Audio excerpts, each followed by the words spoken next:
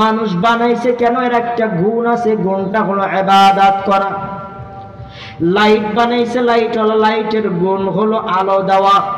Mic হলো, mic বানাইছে, মাইকের গুণ হলো আওয়াজ দেওয়া। এখন যদি মাইকের আওয়াজ না দেয় বলবে এটা গুণের মাইক না, ভেঙে ফেল। লাইট যদি আলো না দেয় এটা গুণের লাইট না, এটা ভেঙে ফেল। ফ্যান বানাইছে, ঘুরবে, পাখা দিয়ে বাতাস করবে, যদি বাতাস না দেয়, যদি না ঘুরে এটা ভেঙে ফেল, এটা গুণের পাখা নয়। মানুষ বানাইছে আল্লাহ ইবাদত করার জন্য, যদি ইবাদত না করে, সহি তরিকায় না চলে, এটাকে ভেঙে ফেল, এটা গুণের মানুষ নয়। গুণের মানুষের বড় দাম, গুণ ছাড়া মানুষের কোনো দাম নাই। এই জন্য বাবা গুণের মানুষ হতে হবে, কোরআন সুন্নাহ মেনে চলতে হবে, কোরআন হাদিস অনুযায়ী চলতে হবে। গুণ ছাড়া মানুষের কোনো দাম নাই। পৃথিবীর মধ্যে হাজার হাজার লক্ষ লক্ষ উট আছে, কোন উটের দাম নাই। একটা উটের বড় দাম। কোন উটনি? যেই উটনিটা আমার মায়ার নবীকে নিয়ে সওয়ার হয়েছে, ওই উটনির বড় দাম। পৃথিবীর মধ্যে হাজার হাজার লক্ষ লক্ষ পিপিলিকা, কোন পিপিলিকার দাম নাই। ওই পিপিলিকার দলের দাম, যেই পিপিলিকা সুলাইমান আলাইহিস সালামের কথা শুনেছে, সুলাইমান নবীর সাথে সাক্ষাৎ হয়েছে, ওই পিপিলিকার বড় দাম, জান্নাতে যাবে। সালেহ আহমদ নবীর সঙ্গে যেই উটনির সাক্ষাৎ হয়েছে, ওই উটনি জান্নাতে যাবে। সৌদির শেষ ইরাকের বর্ডার আল উলা নামক স্থানে একটা পাহাড়ের ওখানে সালেহ আহমদ নবীর অনুসারীদেরকে যখন কালেমার দাওয়াত নিয়ে গেছে, হেদায়েতের বাণী পৌঁছাইতে গেছে, এক আল্লাহকে বিশ্বাস করো, আমি আল্লাহর নবী, আল্লাহ পাঠাইছে, বিশ্বাস করো, ঈমান আনয়ন করো। সালেহ আহমদ নবীর অনুসারীরা বলে, সালেহ আহমদ, বিশ্বাস করবো এই মরুভূমি আর পাহাড়ের মধ্যে থেকে যদি তুমি একটা উটনি বের করে দেখাইতে পারো, তোমার আল্লাহকে বিশ্বাস করো। হাত উঠে বলে, ও মালিক, আমার এতগুলো অনুসারী তোমার একটা মাত্র কুদরতের কারণে তোমাকে বিশ্বাস করবে, তারা ঈমান আনবে। আল্লাহ, তুমি আমার দোয়াকে কবুল করো, পাহাড়ের মধ্যে থেকে একটা উটনির ব্যবস্থা করিয়ে দাও। মুহূর্তের মধ্যে পিছন দিকে তাকিয়ে দেখে পাহাড়ের ভিতর থেকে একটা উটনি বের হয়ে আসতেছে। শুধু তাই নয়, উটনিটা সামনে আসার পরে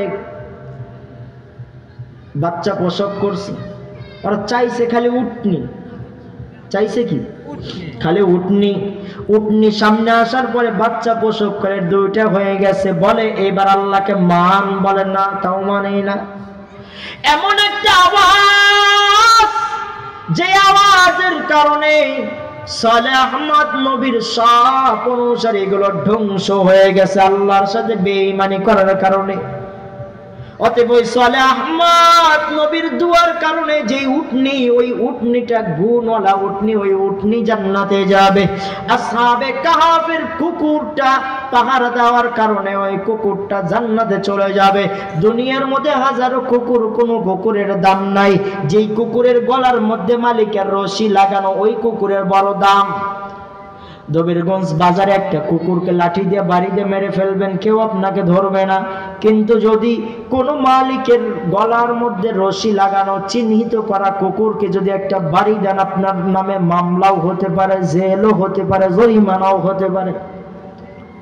কেন দাম? বলে ওটা মালিকের গোলামি করে, মালিক একটা চিহ্নিত করে রাখছে। আল্লাহ তাআলার কাছে মানুষের তেমন দাম। Crore crore crore crore million billion trillion মানুষ আল্লাহর দুনিয়ার মধ্যে আছে, একটা মানুষেরও দাম নাই।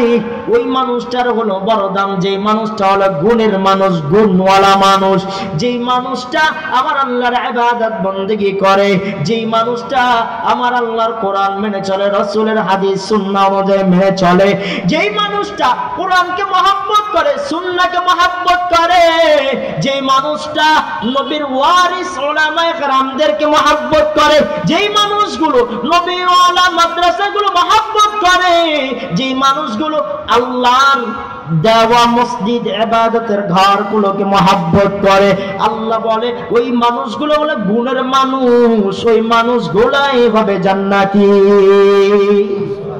বড়ই গাছ আছে না আপনাদের এলাকায়? বড়ই ধরে? সব বড়ই কি বড়ইয়ের মালিক খাইতে পারে? কিছু বড়ই পাখি খেয়ে যায়, কিছু বড়ই এলাকার বাচ্চারা ঢেল ছুঁড়ে পেরে খেয়ে যায়, আবার কিছু বড়ই আছে নষ্ট হয়ে মাটিতে পড়ে যায়, নষ্ট হয়ে যায়। 100টা বড়ইয়ের মধ্যে পৌঁছাইতে পৌঁছাইতে মালিকের কাছে পৌঁছে মাত্র 10টা। কয়টা?